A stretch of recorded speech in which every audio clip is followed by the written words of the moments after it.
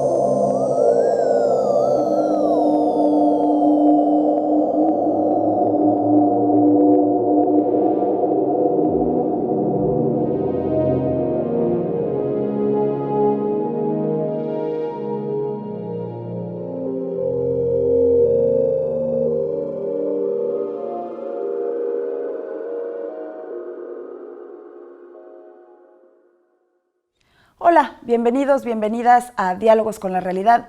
Estamos el día de hoy con Blanca Martínez. Hola, Blanca. Hola, buenas tardes. Juani Solís.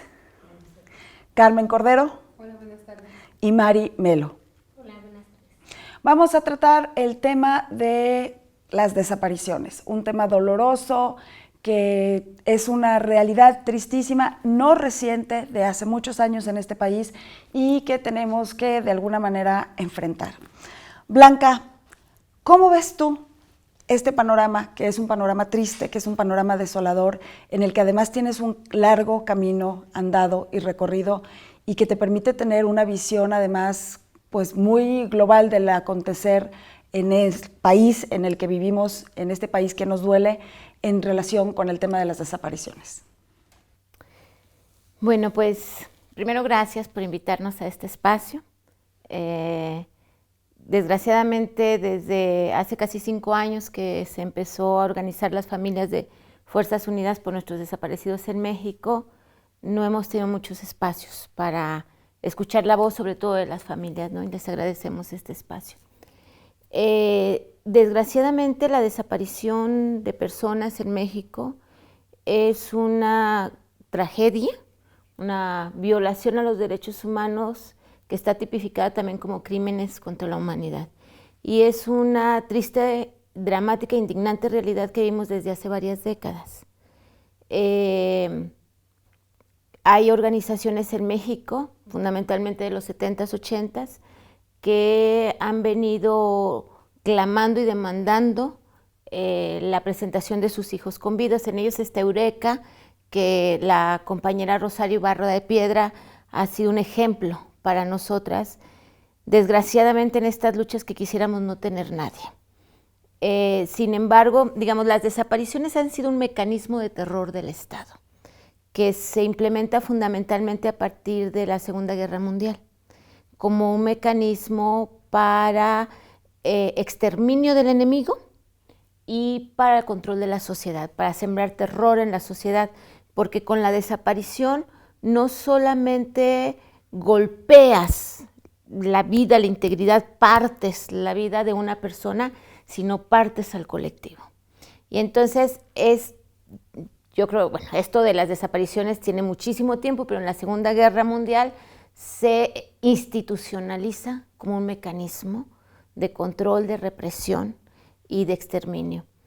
Y yo creo que como nunca antes en la historia reciente de México habíamos vivido la situación que estamos viviendo ahorita, que se da en el contexto de la declaración de guerra del expresidente Felipe Calderón. O sea, como recordaremos, Felipe llega al poder muy cuestionada, con unas elecciones que siempre quedó en duda si habían sido democráticas y legítimas. Y el primer acto de poder que él hace cuando toma posesión es convocar al ejército, acuerparse con el ejército y dice, y declaro, como supuestamente entendiéndose él como estadista, declaro la guerra contra la delincuencia organizada. Obviamente un gobernante que tiene que hacer de entrada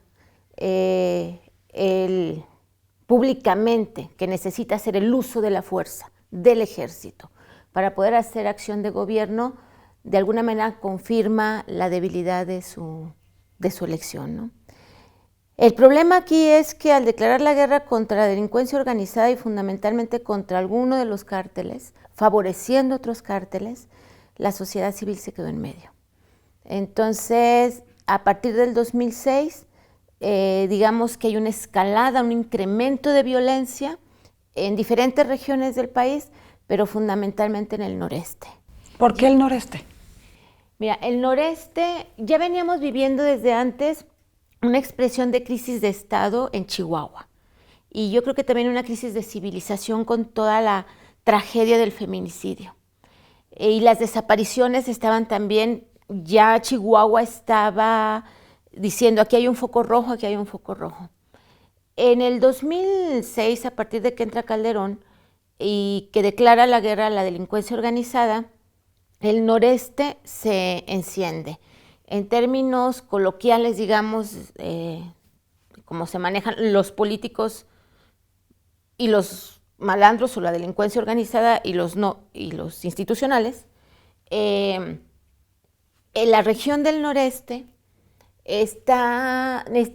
somos frontera con Estados Unidos, el principal mercado, no solo en términos económicos de mercancías legales, ¿no?, sino también de toda la empresa ilegal.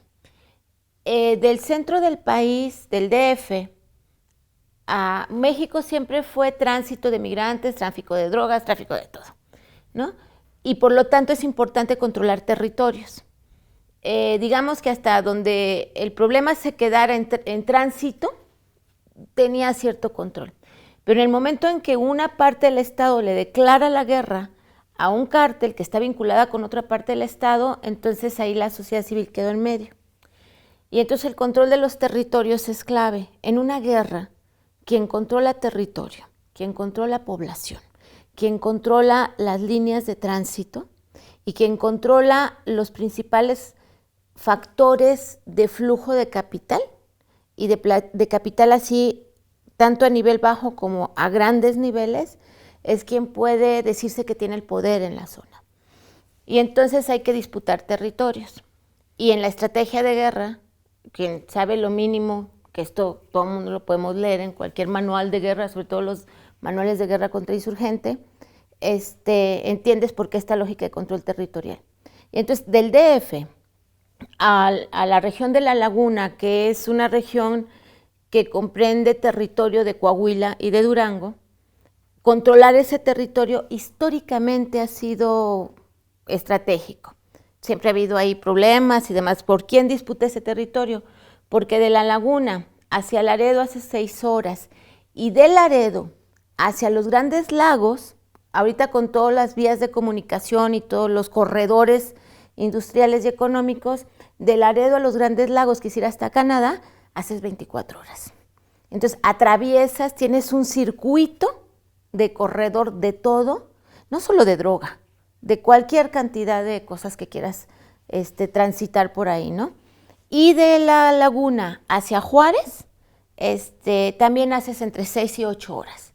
Y entonces tienes un control de más de 2/3 partes de la frontera de Estados Unidos. Y entonces lo que es la región de la laguna, en el 2006-2007 empieza a haber un incremento de violencia generalizada y focalizada también contra la sociedad civil. ¿Qué es lo distintivo de esta violencia a la violencia de otras décadas? Y sobre todo de la delincuencia organizada. En otros años, en otras décadas, la delincuencia organizada tenía sus mecanismos para ajustarse cuentas entre ellos, ¿no? Y se mandaban sus mensajes entre ellos, por ahí de repente te enterabas que el que vendía ahí la droga en la esquina, algo le habían hecho, ¿no? Pero no pasaba de ahí, había como un campo de control entre ellos y de mensajes entre ellos. Pero a partir del 2006, poco antes del 2006, empiezan a verse ejecuciones ejemplares y empiezan a exponerse en los medios. En diferentes estados, aquí en el Estado de México hubo un evento muy fuerte de unas personas también que se llevaron y después aparecieron muertos, Michoacán, por varios lugares. Pero a partir de 2006 esto se incrementa y entonces empieza la exhibición de la violencia, de los métodos de tortura y de muerte, y empiezan a exponerse a la sociedad, ¿no? Empiezas a ver cómo los medios, y bueno, ni siquiera los medios, porque quienes vivimos en lugares como donde vivimos nosotros, sobre todo en el norte, Juanis y yo, que venimos del noreste, pues encontrarte cuerpos, lo que dicen los medios, que yo no quiero repetir eso porque todo el mundo sabemos este horror, ¿no? Entonces empiezan a hacer exhibiciones de terror.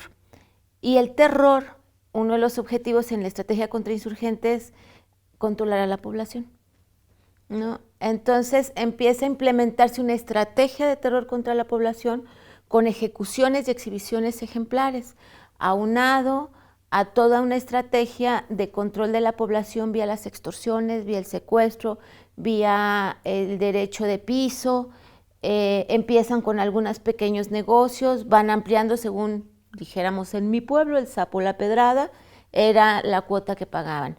Y llegan a tener un control de que el que vende semillas tiene que pagar cuota, ¿no? Igual que el que tiene la fábrica, a según, ¿no? Entonces son maneras de control de población. Si se quedara solo en lo económico, que ya es muy grave, es una manera de mueves, ¿no? De alguna manera te garantizo seguridad. Pero cuando empieza la violencia exhibida como se exhibe, obviamente el miedo, el pánico empieza a apoderarse de la población y en ese contexto se dan las desapariciones. Es un contexto terrible y como bien dices, la sociedad civil es la que queda en el medio porque la delincuencia organizada va a aterrorizarla, pero las fuerzas armadas, policiales, quienes se supone que tendrían que defenderla, no la defienden. Vamos a hacer una pausa y en un momentito más regresamos. Continuamos en Diálogos con la Realidad, en esta conversación con Blanca Martínez, con Juanis Solís, Carmen Cordero y Mari Melo. Blanca, ¿qué es Fundem? ¿Cuándo surge? ¿Por qué surge? En el contexto que les platicaba de la guerra contra la delincuencia organizada y esta escalada terrorífica de violencia que vivimos en el noreste, las desapariciones, que en aquel tiempo se le decían malmente dicho levantones, personas que transitaban por los estados del noreste fueron privados de su libertad. Y fueron privados de la libertad por gente de la delincuencia organizada o por agentes estatales, policías, ejército, de los diferentes niveles de gobierno que los entregaban a la delincuencia organizada. O sea, trabajaban para quien estaba al mando eran ellos. Y entonces transitar por Coahuila, por Nuevo León, por Tamaulipas, era un riesgo de ser desaparecido. Tanto para personas residentes que nacimos aquí en México y en peor condiciones los migrantes, porque para los migrantes será quien te busca, a ver cuándo te buscan y cuentas se van a dar, ¿no? Y entonces el noreste del estado se convirtió en un territorio idóneo para desaparecer gente. Entonces, desde el 2007 es la primera desaparición que nosotros tenemos reportada de nuestra compañera Diana Iris. Su hijo desapareció en febrero del 2007 junto con su patrón. Él tenía 6 meses de haber empezado a trabajar ahí. Y fueron llegando como poco a poco, y en aquel tiempo se habla de levantones. Pero en el 2009 y 2011 fueron los años más negros, más intensos de desapariciones. En el 2009 empieza desde principios de año en diferentes regiones del estado, y por lo que nos enteramos con compañeras que trabajaban en Nuevo León, también en Nuevo León, y las características particulares era gente que iba en tránsito, no solo migrantes, sino gente que iba, como estamos frontera, iban a comprar carros a la frontera o por cuestiones de trabajo, porque además somos estados industriales, alta tecnología, entonces profesionistas cualificados que estaban por tiempo trabajando ahí en el noreste. Y entonces empiezan a desaparecer estas personas. Gente que por trabajo estaba cruzando alguno de los estados y que salían y ya nadie volvía a saber nada de ellos. En algunas ocasiones había llamadas para pedir rescates que normalmente no pudieron concretar ni siquiera pruebas de vida y mucho menos que los regresaran. Pero en la gran mayoría de los casos no hubo nada. Hay muy pocos casos donde las familias lograron comunicarse con su familiar, como es el caso de Juanes, que su hija alcanza a comunicarse y dice, me están deteniendo un policía de tránsito, ¿no? Y así hay pocos casos, y eso ha permitido por lo menos identificar responsables directos porque estuvieron bajo custodia de un agente del Estado, un policía, un tránsito, alguien del ejército, pero son los casos los menos. En el 2009 empiezan a llegar al Centro Diocesano para los Derechos Humanos Fray Juan de Larios, que es un centro que preside el obispo Raúl Vera, que afortunadamente está con nosotros y con las familias fundamentalmente, pero pues es de los pocos obispos que están con el pueblo. Pero bueno, llegan con Raúl Vera buscándolo varias familias, y ya Raúl nos plantea que qué vamos a hacer, ¿no? Porque estábamos enfrentándonos a otro tipo de desaparición. Desgraciadamente desgraciadamente, el que tenga muchos años trabajando en derechos humanos, no, eso es muy bueno. Pero desgraciadamente sí conozco varios casos de desapariciones de otros años. Y entonces al enfrentarnos con este perfil de víctimas, con este modo de operar, con este contexto de violencia, no podías tú hacer el 1, 2, 3 de lo que es una desaparición por causas políticas. Entonces estábamos enfrentando a un enemigo oculto, un enemigo brutal y un enemigo despiadado, que no podías enfrentarte nada más así. Entonces empezamos a analizar los casos de las familias que empezaron a llegar con el obispo y con nosotras, por lo tanto, y empezamos a ver los perfiles de víctimas, ¿no? Entonces empezamos a ver que varias de estas familias iban a vender pinturas vinílicas por pueblo, trabajadores, además sin prestaciones laborales, que lo que ganaban le depositaban a la familia para que comiera, ¿no? Que no cubrían ese perfil de gente que tuviera como otro tipo de negocio. Estudiantes, tenemos un caso de esos primeros del 2009, de una familia que son los fundadores, digamos, de Fundem. Está el caso de 12 vendedores de pinturas que desaparecen en Piedras Negras en marzo del 2009. Está el caso de papá y hijo que ha venido a un rosario. Allá se acostumbra que después de diciembre levantan los niños dioses de los altares y se hace un rosario. Entonces ha venido a un rosario, hubo un retén de la gente mala y se llevaron a papá y hijo de ese retén y a otras gentes en Parras, Coahuila. Nos llegó otro caso de la gente que se atrevía a denunciar y que llegaba con el obispo, de una familia que desapareció papá, su hijo Brandon, de 8 años, cuando desapareció, y sus 2 tíos. Ellos iban al aeropuerto a Monterrey y los emboscaron casi saliendo de Saltillo. El papá de Brandon, Esteban, era jefe de custodios de un cerezo y había cerrado 2 meses antes un cerezo de Monclova donde había mandado malandros a diferentes lugares. Y una de nuestras hipótesis es que a alguien no le pareció y se lo llevaron a él y a Brandon también y a sus hermanos. ¿Qué hacen ustedes cuando llegan todas estas familias con estas historias desgarradoras? Analizamos los perfiles, vemos que es gente que no tienen características de lo que en aquel tiempo decían, si se los llevaron es por algo, porque también teníamos esa visión, o sea, era lo que estaba en lo público. Bueno, aquí no se están llevando la gente porque anden en algo, se la están llevando porque hay otra intencionalidad. Y entonces empezamos a documentar los casos y hay una familia que juega un papel muy importante, que son 2 papás de La Barca, Jalisco, que desaparecieron sus hijos en el mes de abril del 2009. Y ellos habían visto a varias familias en procuradurías, en el PGR acá, en Escrapa, en los CEMEFOS, y entonces nos dicen, oye Blanca, ¿cómo ves si invitamos a las otras familias? Dijimos, órale, si se animan, va. O sea, si quieren juntarse, los juntamos. Y si quieren, nosotros te ayudamos a conseguirles los números para que ustedes les hablen por teléfono a las que nosotros conocemos, para que se empiecen a buscar. Y si dicen que sí, pues nos juntamos. Y entonces ya empezamos a preguntar a las familias que nosotros conocíamos si querían juntarse y si querían hablar entre ellos. Y dijeron que sí, y pues nos reunimos en diciembre del 2009, el primer grupo. Y a partir de ahí fue muy interesante porque las familias se reconocen en el dolor intenso, pero también al reconocerse que no son las únicas que están viviendo esto y que habían hecho todo lo más que habían podido, en ese momento decidieron caminar juntas y decidieron algo que nosotros no esperábamos. Decidieron hacerlo público. Nosotros decíamos, es que si nos vamos a lo público vamos a exponer a las familias y también nosotras, pero vamos a poner de blanco a las familias. Y las familias dijeron, si seguimos en Coahuila no va a pasar nada. Y entonces salimos a medios.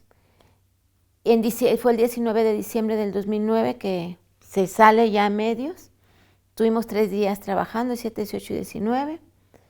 Y salimos a medios y bueno, fue noticia sobre todo en Coahuila, porque pues, ¿qué importa que se han desaparecido unas gentes allá, no? Pero el problema es que al salir en medios nos vieron otras familias.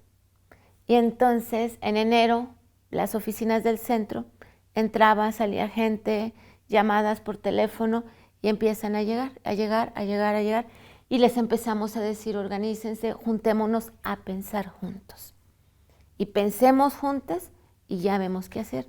Y así empezó y ahí fuimos pensando juntos y bueno, ya las compañeras fueron haciendo su proceso. Nosotros decidimos que teníamos que ayudarlas a organizarse ellas, porque pudieran ser las familias que trabajan o del Centro Fray Juan de Larios. Y entonces nosotros lo que tratamos de ir desde el principio es, este es un movimiento de ustedes. Ustedes tienen que ir decidiendo, obviamente vas asesorando, acompañando el proceso, pero desde el inicio fuimos trabajando en la formación como una identidad de grupo. En mayo del 2010, cuando seguíamos sin nada, las familias dijeron, vámonos a México, porque si no, ya para ese tiempo eran como 30 familias. Dijeron, si nos quedamos en Coahuila, nadie nos va a ni voltear a ver. Y nos venimos, no, éramos menos. Éramos como 40 gentes aquí en la marcha del mayo del 2010, del 13 de mayo del 2010. Queríamos cerrar Reforma y pues nos gritaron cosas. Fue muy, muy dura esa marcha, pero eso nos permitió a las familias conocer otras organizaciones del DF. Las organizaciones de derecho del DF nos abrieron campos en medios y mucha gente nos entrevistó. Y los medios fue muy interesante, ahorita que me acuerdo. Nos empezaron a contactar con familias de desaparecidos de otros lugares. Y entonces lo que hicimos cuando regresamos es les hablamos y les dijimos, oigan, juntémonos. Y juntémonos a pensar juntos. Y así nos fuimos juntando. iniciamos en ese mayo del 2010, las familias tuvieron una crisis muy fuerte porque nos cubrió prensa. Y entonces todas querían que a mí, pregúntame a mí, ¿no? Y entonces se dieron sus jaloncillos de greñas algunos. Y fue muy duro. Y después de esa crisis así como de, ¿por qué nada más hablas del tuyo y no hablas del mío? Y tenemos que hablar de todos, pues estábamos empezando, ¿no? Tuvimos una reunión ahí en el Centro de Derechos Humanos Miguel Agustín Pro, que fue de los primeros que nos abrió las puertas. Y ahí en esa reunión las familias decidieron ponerse el nombre. Hicieron como su pacto fundacional. Dijeron, sí queremos caminar juntas, no queremos pelearnos, vamos a buscarlos a todos. Y estuvieron yo creo como 2 horas discutiendo cómo se iban a llamar. Y ahí decidieron llamarse Fuerzas Unidas por Nuestros Desaparecidos en Coahuila. Pero después ya nos rebasó y ya nos hicimos Fundem. Muy bien, tenemos que hacer una pausa en esta conversación aquí en Diálogos con la Realidad y enseguida volvemos. Seguimos en Diálogos con la Realidad, en este espacio para conversar con estas valientes y hermosas mujeres de Fundem. Carmen. Hola, buenas tardes. Hola. Carmen, cuéntanos, porque necesitamos escuchar de viva voz de ustedes la historia de sus familias, de sus familiares, a quienes todos tenemos el compromiso de exigir que nos den información y que los devuelvan. Claro que sí. Mi nombre es Carmen Cordero, vengo de León, Guanajuato, y vengo en representación de los cazadores desaparecidos en Zacatecas el 6 de diciembre del 2010. Entre ellos iban mis hermanos y mi sobrino, Ernesto Cordero Anguiano, Juan Diego Cordero Valdivia, José Diego Cordero Anguiano, al igual sus amigos, Sergio Sánchez, Mario Alberto Reyes Mata, José Javier Martínez. Y la historia pues es muy triste porque muchas familias estamos viviendo esta situación. Lamentablemente mis hermanos amaban la cacería, cada año iban a Zacatecas, de ser una tradición familiar. Y pues lamentablemente el 6 de diciembre del 2010 ya no regresaron. Todos estábamos muy emocionados porque nos traían venado, jabalís, ellos iban muy motivados. Esa fue la última vez que los vi, recuerdo bien, un sábado. Iban muy contentos y les dijimos, aquí los esperamos para el lunes comer venado, como era la tradición en la familia, ya que se tenía por décadas desde que mi padre vivía. Nos dejó eso de herencia a mis hermanos, les gustaba la caza. Y pues lamentablemente ese año del 2010 ya no regresaron y se perdieron en la ciudad donde ellos amaban estar. Tenían sus permisos, todo bajo control. Lamentablemente al regresar se encuentran con unos policías municipales de Joaquín Amaro que los detienen, les dicen que de dónde son, a dónde se dirigen, ellos les enseñan sus permisos, los policías les dicen que necesitan checarlos, que necesitan llevarlos a su oficina, que porque necesitan ver sus papeleos, pues muchas cosas ellos ya lamentablemente se los llevan los policías. Y en lo que ha sido de la investigación, pues fueron detenidos por los policías municipales. Ellos, los policías municipales, los entregan al grupo delictivo que radica en Zacatecas y desde ahí ya no se supo nada de ellos. Los esperamos lunes, no regresaban, el martes decíamos van a regresar, tal vez se quedaron otro día más.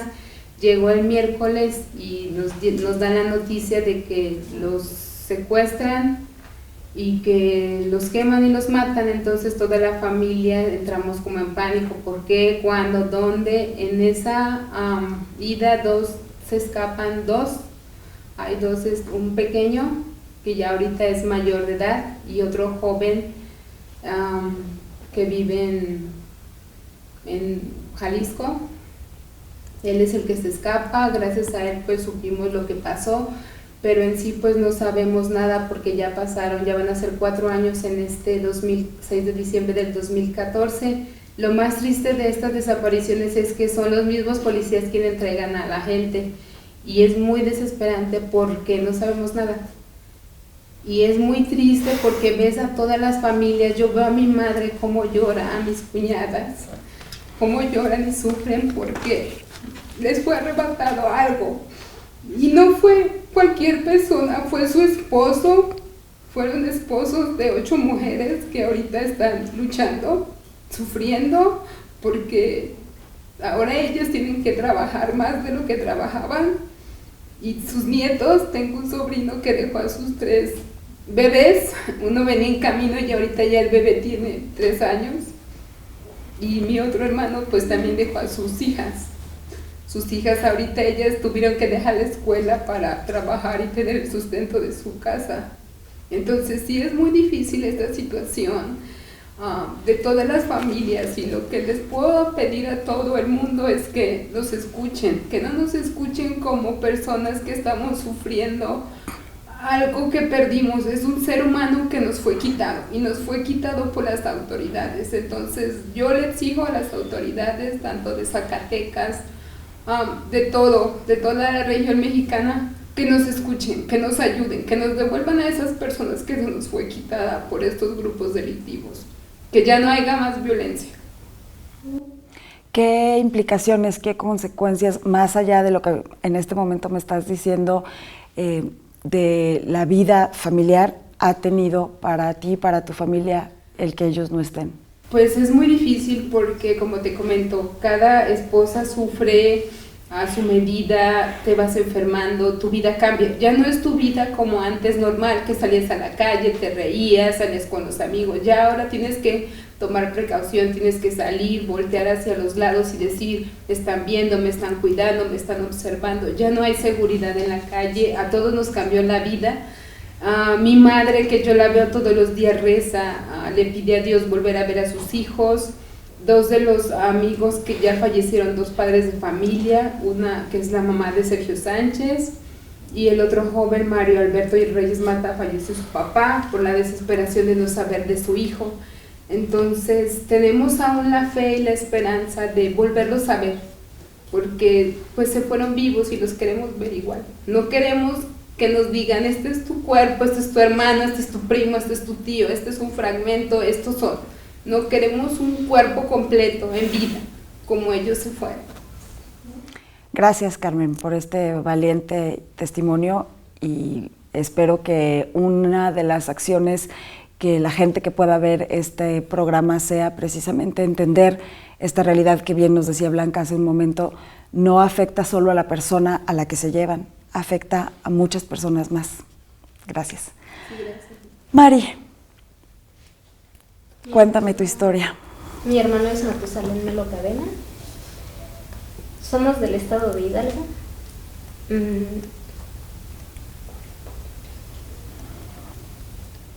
¿Hace cuánto que desapareció tu hermano? El 21 de octubre del 2009.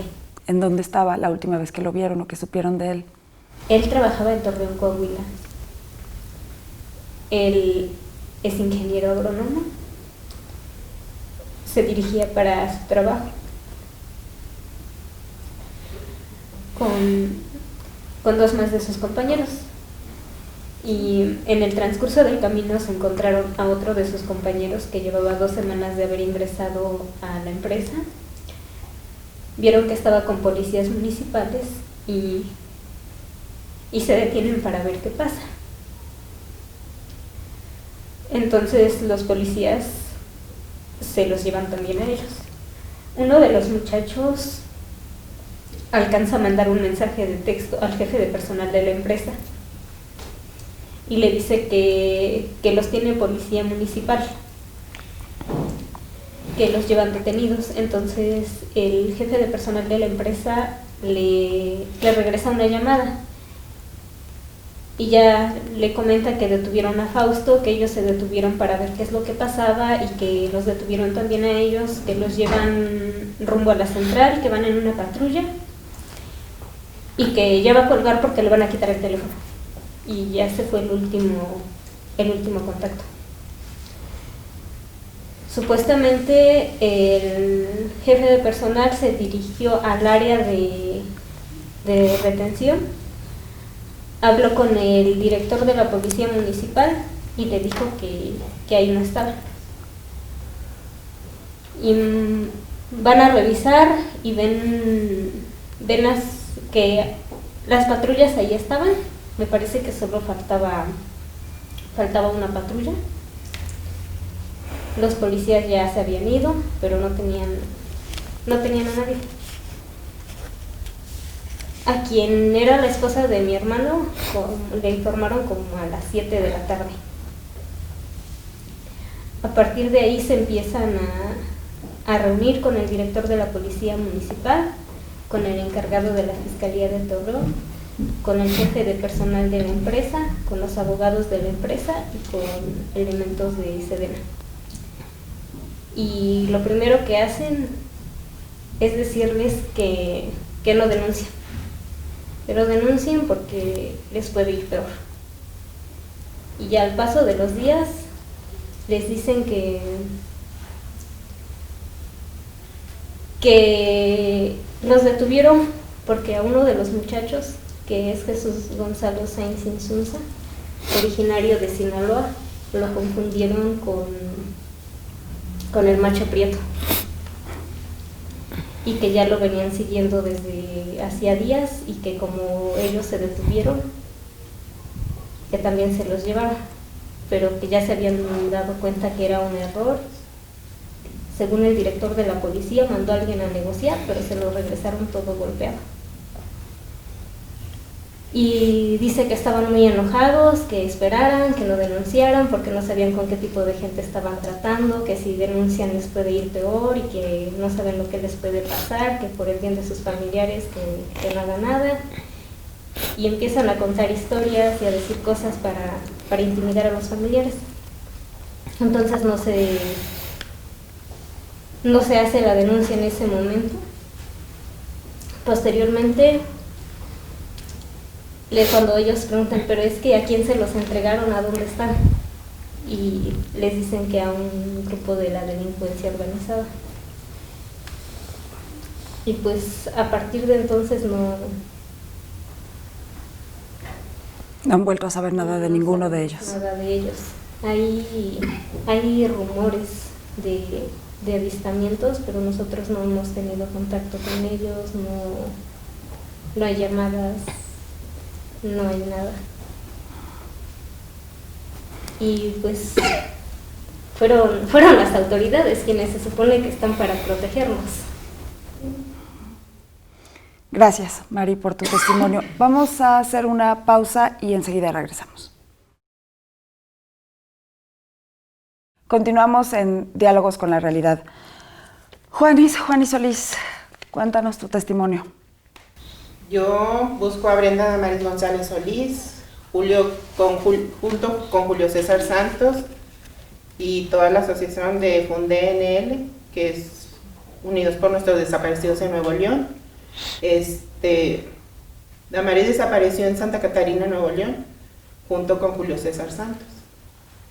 ¿Hace cuánto que desaparecieron? Damaris desaparecieron ellos el 31 de julio del 2011. Ellos iban en una camioneta, en una caravana. Ella la llevaba. Aparentemente tuvieron un accidente. Llegaron los tránsitos. Ella le habla a mi hijo, el más chico, y le dice que había tenido un accidente, donde mi hijo le estaba diciendo dónde estaba para ir. Se escuchó que le decía el tránsito: apaga ese celular, ¿cuál es tu nombre? Le dice Damaris: aquí, hermano, aquí. ¿Dónde? Y le quitaron a ella su celular. Ya de ahí perdimos toda la comunicación. Y pues de ahí para acá ha sido un calvario para toda la familia, mi esposo, mis hijos, mi madre, mi padre, o sea, toda la familia. Iñaki, que quedó sin su madre. Pero mientras Dios me dé licencia de seguir, voy a seguir buscando hasta encontrar la verdad. El 2012 me entregaron unos restos. Esos restos los encontraron en el 2011, el 17 de octubre del 2011. Pero dice en la papelería que me dieron, estos restos tienen aproximadamente un año sepultados. O sea, a la fecha de Damaris, estos restos van a cumplir 5 años. Entonces, el 2010 vino un peruano hizo la segunda prueba de ADN después de tanto andar y gracias a Dios se va a hacer la segunda prueba. Ya se hizo la segunda prueba, en 3 meses me dan los resultados. Juanis, perdón que te voy a hacer la siguiente pregunta, pero hace rato cuando recibieron el premio Tata Vasco, nos decías una pregunta desgarradora que te hizo tu nieta y que creo que es muy importante que todo el mundo sepa qué pasa. Cuando se llevaron a Damaris, Iñaki siempre vivió conmigo, es mi nieto. Desde que nació, desde antes de su embarazo, Damaris vivió conmigo. Ahí lo vimos hasta los 2 años que ella se la llevaron. Ella se la llevaron para amanecer un domingo. El lunes mi yerno va por Iñaki. Y ese día yo le decía que no se lo llevara y él decía sí para que siga buscándola. Y ya no me dejó verlo jamás hasta andar peleando. Duré 1 año para volver a ver a Iñaki. Y ahorita Iñaki me dice, abuelita, ¿dónde está mi mami? ¿Cuándo va a venir mi mami? Yo le digo, ¿por qué, mi amor? Dice, es que mi abuela es mala conmigo. Y a mí, pues, no puedo llorar enfrente de él porque dice, ¿por qué lloras? Entonces ahorita hago ya de por no llorar, pero Iñaki es muy listo y él me besa mucho y me dice que me quiere y ahí me reflejo en ella. Porque así es ella, siempre estaba conmigo, siempre. Iñaki así es, igual. Después de que supieron que había tenido el accidente y que los agentes de tránsito habían llegado al lugar, ¿hicieron alguna pesquisa directamente en las oficinas de tránsito? Nosotros fuimos y fue mi hijo mayor y otro tránsito que estaba en turno le dijo, sí me di cuenta de ese accidente, dice, nada más que ¿sabes qué? Mejor dile a tu familia y tú ya no le muevan porque les va a ir peor. Deduzco que los casos de las cientos de familias que están unidas en este movimiento, en Fuerzas Unidas por Nuestros Desaparecidos en México, son semejantes. En el caso de las compañeras que acaban de hablar, tenemos indicios certeros, o sea, tenemos una fuente fiable de que los detuvieron agentes estatales, pero son los menos. Son los menos. Lo que la mayoría de los casos es, hay casos que no sabemos, o sea, simplemente ni siquiera sabemos el lugar exacto donde desaparecieron. O sea, no hubo una señal antes, alguien que vio nada. Aquí por lo menos tenemos que se reportaron por teléfono, que dijeron esto, el tránsito, ¿no? Y pese a que tenemos esto, la autoridad no ha hecho nada, entonces imagínense cómo están los otros. Yo deduzco que el amor tiene que ser la fuerza más fuerte. Y deduzco que es el amor el que las mueve a seguir en esta búsqueda, a pesar de los pesares, a pesar incluso de la intimidación, de las amenazas, a pesar de la desesperanza que estoy segura que en más de una ocasión deben sentir. Pero quisiera escuchar de ustedes directamente qué es lo que las mueve y cómo logran sobrevivir en cada momento, ustedes y sus familias. Yo ahorita, después de tanta pelea por Iñaki, yo ahorita los domingos lo estoy viendo a mi hijo, lo veo de 12 a 7 de la tarde. Toda la semana me siento mal, toda la semana estoy mal. Se llega el día de ver Iñaki, estoy desesperada. Ya lo entrego a las 7, todo el lunes, todo el martes ando activa. Todo, ya los otros 2, 3 días otra vez. Pero Iñaki me da mucha fuerza. Y mis otros hijos, porque tengo mis hijos, mi esposo y mis padres, gracias a Dios, que me apoyan mucho y pues eso es lo que me hace seguir, y mi grupo, a las compañeras que nos apoyamos, y porque yo digo que yo decía en principio que yo no iba a resistir, que yo no iba a soportar, y aquí estoy, ya son 3 años en la lucha y aquí. Mari. El amor por mi hermana. Siempre, para mí mi hermano siempre fue como que lo máximo, siempre lo admiré. Y sí, a veces decaigo, hay momentos de desesperanza, y le digo, dame una señal, Dios, ayúdame, dame fortaleza, ayúdame a seguir, pensar en mi sobrino, porque mi sobrino, cuando pasó esto, mi sobrino iba a cumplir 3 años. Y pensar en mi sobrino igual me da fuerza. Mi sobrino todas las noches pide por su papito. Y hace poco me tocó pasar mi cumpleaños con él. Y fuimos a Cristo Rey en Torreón. Entramos a la capilla y le digo, vamos a platicar con Dios. Me dice, ¿y cómo platicamos con él? Le digo, pues como un amigo, podemos contarle todo lo que sentimos, lo que nos pasa. Cualquier cosa le puedes decir o le puedes pedir y él nos escucha. Y mi sobrino se me queda viendo. Me dice, ¿segura que le puedo pedir lo que yo quiera? Le digo, sí, pide lo que tú quieras. ¿Por qué? Lo que yo le quiero pedir es que me regrese a mi papito. Pues me partió. Pero verlo así con cómo cierra sus ojitos, cómo hace oración con tanta fe, que digo, pues primeramente Dios algún día va a aparecer porque Dios lo escucha. Y tengo la esperanza de que va a regresar porque tenemos cosas pendientes y estaremos juntos nuevamente. La exigencia, sin lugar a dudas, es que vivos se los llevaron y vivos los queremos. ¿Qué podemos hacer las personas de a pie, como yo, como quienes están viendo esta emisión, para abrazarlas a ustedes, para apoyar, para ayudar? ¿Qué hacemos? Pues que se cuiden mucho ellos y que pues no queremos que sus madres vayan a estar algún día, que nunca lo queremos, como nosotros. Que les hagan caso, no salgas y jora, ¿no? Que no es, o sea, porque para una madre no hay hijo malo. Mari. Cuidarse y apoyarnos y pues, ayudarnos con la difusión para visibilizar este problema y que nos acompañen en la medida de sus posibilidades para continuar con esta exigencia y que seamos escuchados. Isabel.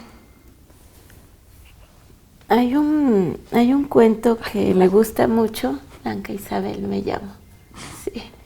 De alguien que iba caminando por la playa antes de salir el sol y la playa estaba repleta de estrellas de mar, pero ya estaba empezando a salir el sol. Y entonces cuando sale el sol, si las olas no llegan y arrastran las estrellas hacia el mar de nuevo adentro, se queman. Y entonces andaba un hombre loco ahí y agarraba una estrella del mar y venía la ola y la aventaba, porque no estaba entrando mucho el oleaje, ¿no?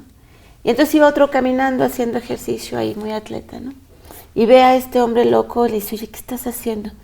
Si es que no tarda en salir el sol y se van a quemar las estrellas. Entonces las estoy aventando para que las olas las metan. Y este hombre le dice, estás loco, mira cuántos kilómetros, cuántas toneladas de estrellas de mar, ¿no? Pues no vas a hacer nada, ¿no? Entonces este hombre agarra una estrella y dice, pero esta no se quema, ¿no? Y yo digo que todos tenemos algo que hacer, así chiquito, ¿no? No vamos a salvar quizás las 1000 estrellas de mar, pero siempre hay algo que puedes hacer y que dejarlo de hacer puede quemar las estrellas. ¿Y qué pueden hacer? ¿Qué podemos hacer? Sumarse al clamor, salir a la calle, contestar los correos, las acciones urgentes. Si alguien tiene información donde pudieran estar, que nos digan, Nosotros discretamente vamos a recibir la información. No vamos a arriesgar a la gente. Ya nosotros con las doñas veremos, pero si alguien tiene algo que decirnos de dónde podemos ir a buscarlos, que nos lo digan, que busquemos esos canales, que recen por las doñas, ¿no? Y que, sobre todo, que no callemos la voz, que hablemos y que sumen su voz a las de todas las doñas, porque creemos que sí se puede cambiar esto. Y la verdad y la justicia, aunque nos tardemos, va a salir. Blanca, Juanis, Mari y todas sus familias y todas las mujeres de Fundem, gracias desde este espacio. Hasta luego.